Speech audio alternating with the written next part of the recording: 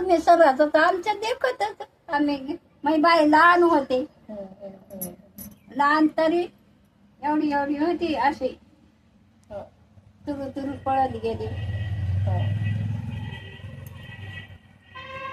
मी तर गोविंद आजालाही बघलो आणि ते आजोबा म्हणाले ना, मी त्यांनाही बघितलं. नेहमीच रेणापूरला राहत होते. हो ना. त्या वळाला पोवायला जाऊ आम्ही. ते छोटा वळ होता की तिकडे पोवायला जाऊ.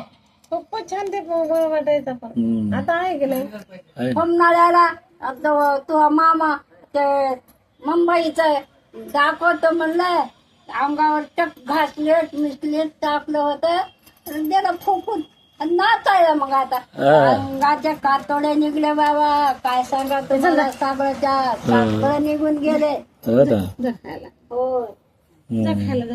होमनाळ्याला नाचलाय.